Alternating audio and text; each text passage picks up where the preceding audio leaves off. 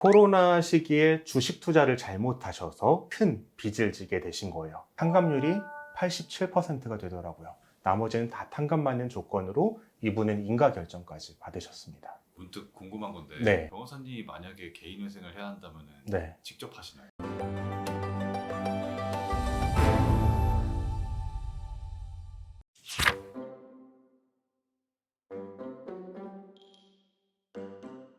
요새 워낙에 광범위하게 개인회생들 많이 하잖아요. 그 와중에 이제 전문직들도 개인회생을 많이 하고 있나요?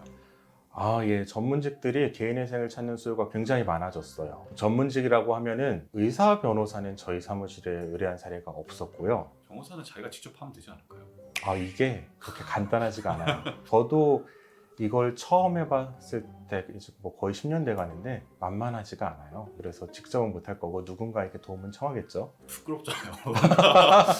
나도 네. 변호사인데 변호사한테 가서 네. 나 회생 좀 시키려고 하는 게 좀 그렇지 않나요? 그렇죠. 네. 의사, 변호사는 잘 없고 한의사 선생님, 그리고 수의사, 치과의사, 파일럿 이런 분들도 계셨고, 예전에는 이렇게 전문직이라고 하면은 개인회생 못하고 일반회생해야 된다, 이런 조언을 주는 사무실들이 많았다고 해요. 그런데 전문직들도 당연히 개인회생이 가능하고요. 다만 개인회생의 조건인 신용채무 10억 이하, 담보부 15억 이하는 맞추셔야 된다. 이것만 된다면은 어떤 전문직이든 개인회생을 할 수 있는데, 의사 같은 경우에는 이 조건을 넘어가는 경우가 많아요. 왜냐하면 의사들은 장비를 사잖아요. 그 장비가 많이 비싸요. 보통 개업하려면 의사가 8억을 필요로 한다고 하는데 신용채무 10억은 금방 넘어가죠. 사업에만 8억 투자하면은 개인 신용채무 2억만 쓰면 넘어가니까요.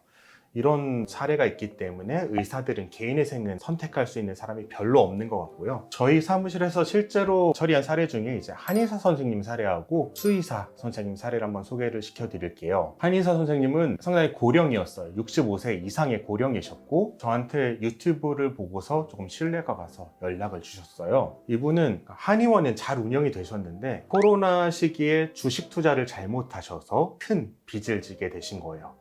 배우자께는 이제 자산이 아파트가 있었는데 배우자의 특유재산으로 봐야 될 필요성이 있기 때문에, 이 선생님의 자산이 아니었기 때문에 문제가 생기고, 그래서 배우자와 상의를 하고서 개인회생을 시작하겠다라고 하고 저희 사무실을 찾아오셨는데 총 채무가 4.6억, 6억 정도가 됐는데 결과적으로는 한 달에 340만 원씩 36개월에서 1.4억 정도만 변제하시고, 이렇게 되면 탕감률이 70% 정도 돼요. 30%만 변제하시고 70%는 탕감을 받으시는 개시결정을 받으셨어요. 그 다음으로 수의사 선생님인데, 이분은 개원하고 계시다가 사업이 잘 안 돼서 사업을 접으시면서 저희한테 개인회생을 의뢰를 하셨고, 이분 같은 경우에는 인천지방법원의 관할에서 동물병원을 운영을 하고 계셨어요.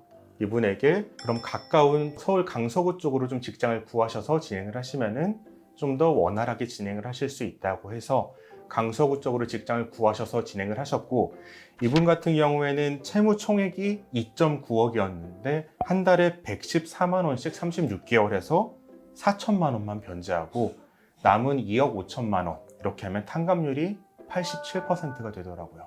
나머지는 다 탕감받는 조건으로 이분은 인가결정까지 받으셨습니다. 예전에는 안 하다가 이렇게 전문직들도 늘어나게 된 이유가 뭐라고 생각하세요?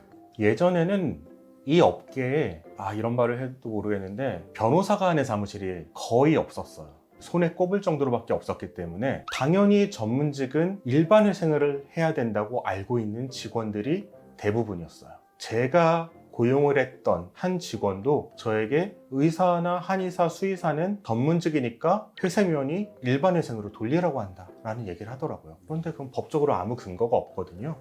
실제로 예전에 전문직의 일반회생은 많았거든요. 근데 일반회생은 거의 의뢰인들이 안 하려고요. 일반회생은 거의 다 갚아야 되거든요. 기간이 10년이기 때문에. 그래서 일반회생을 할 바에는 차라리 파산을 하거나 아니면은 채무를 줄여서 개인회생을 하거나 이런 쪽으로 선택을 하시지, 일반회생 자체가 조금 기피되고 있다고 보여요.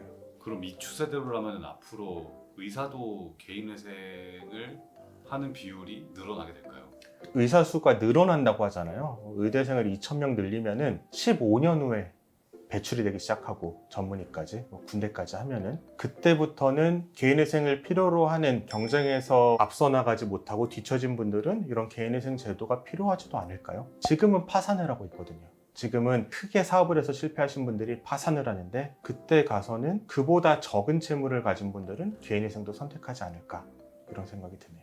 지금은 의사분들은 거의 다 파업을 선택하세요. 파산하죠. 아 파산, 네. 파산, 파업이래. 파산을 선택. 네, 왜냐면은 사업을 하다가 실패하면은 채무가 개인회생으로 해결할 수 있는 채무를 넘어서게 되니까 파산을 선택하게 되는 거죠. 연예인들은 수입이 많으니까 파산을 선택하는 것처럼 이분들도 파산을 선택하고 있습니다. 문득 궁금한 건데 네. 변호사님이 만약에 개인회생을 해야 한다면은 네, 직접 하시나요? 저는 직접 할 수 있죠. 제 소득 자료가 다 드러나는데 부끄러워서 제가 직접 해야죠. 직원에게도 안 맡기고 그럼요. 아무도 모르게. 네, 아무도 모르게. 아. 네, 배우자도 모르게. 아 배우자도 모르게 처리해야죠. 알겠습니다. 네.